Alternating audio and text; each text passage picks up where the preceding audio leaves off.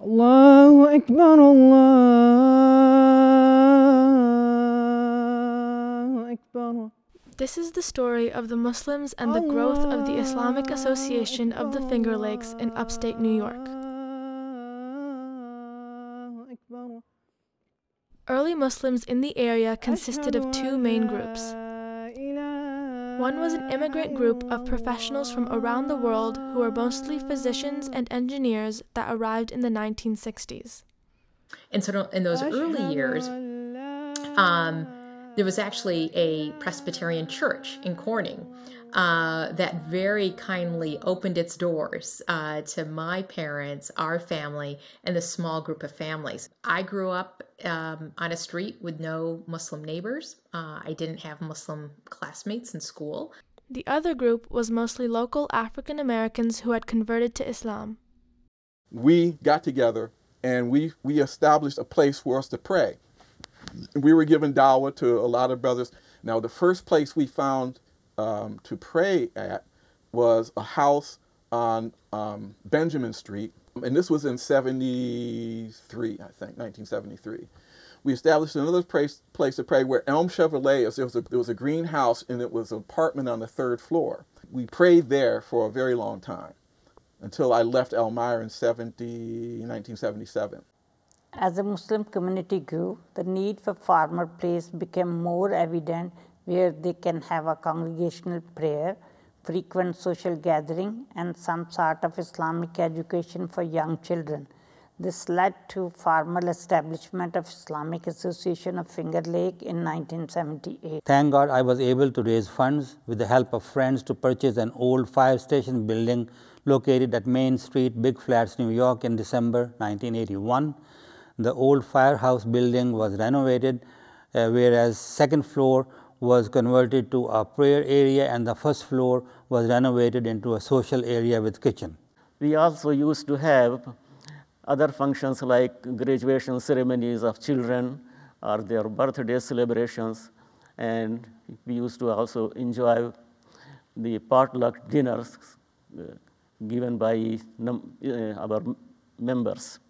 Sunday school started in 1982. Initial teachers were Mrs. Akhtar Al-Sanjari, Mrs. Shamim Chaudhary, and Mrs. Naseem Hussain.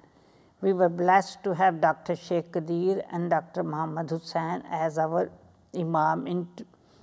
In 2008, we were successful in hiring a full-time Imam, Dr. Zaman Marwat, as our religious guidance.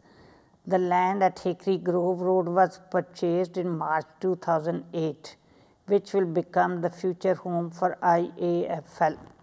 IAFL donated a conference room to Economic Opportunity Program, EOP, their building in downtown Elmira, with the help of Association of the Physicians of Pakistani Descent of North America, which is APNA.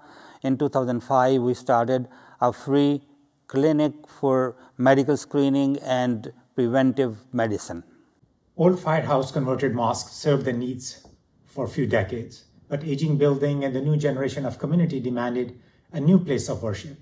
So during 2010, 2011, there were several designs evaluated for the new place.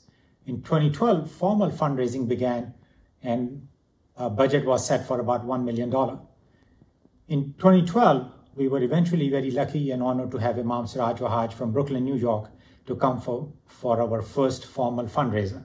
This was a huge success. From just 20 to 30 people in attendance, Imam Siraj Wahaj was able to raise more than $400,000 in pledges. In October 2015, actually on October 17th, 2015, we had the groundbreaking ceremony for the new mosque. New mosque and community center was inaugurated in Ramadan of 2017. IFL has also been actively involved in many local and regional charitable and public service causes. We have adopted 2 miles stretch of the main road for biannual cleanup.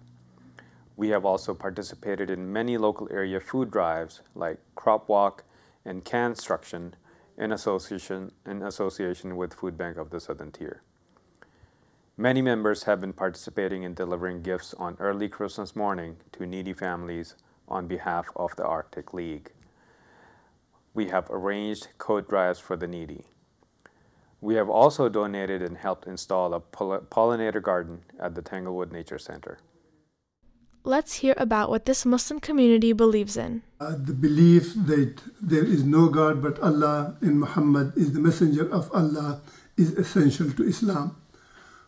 Prayers, 5 times daily prayers, are mandatory on all adult Muslims. Almsgiving, annual mandatory charity, the poor due is 2.5% of one's assets. Fasting, 29 to 30 days of fasting during the month of Ramadan. Muslims are required not to eat or drink from dawn to sunset. Pilgrimage, once in a lifetime pilgrimage to Mecca, is obligatory if one could afford it financially and physically. And Muslims believe in all the prophets and that Prophet Muhammad is the last messenger. Some people may think that women are oppressed in Islam. However, historically Islam promoted women's rights. 1400 years ago, Islam granted women the right to inherit property, the right to conduct business, the right to divorce, and the right to have access to knowledge. Men and women have the same responsibility before God in Islam. Muslim women are also expected to wear the headscarf or hijab, but are not forced by men to do so. The traditional interpretation of the Quran is that the hijab protects women's dignity and promotes modesty. This is similar to Catholic nuns, Amish women, and Orthodox Jewish women. All Muslims believe in Moses, Jesus, peace be upon them, just as much they believe in Prophet Muhammad, peace be upon him.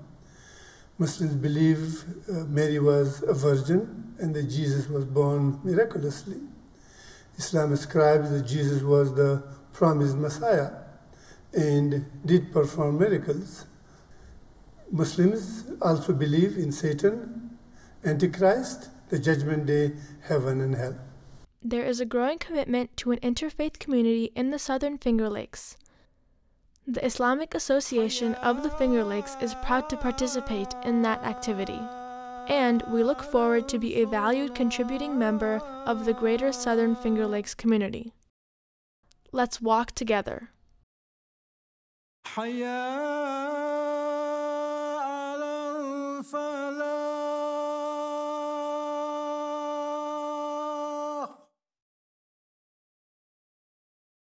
حيا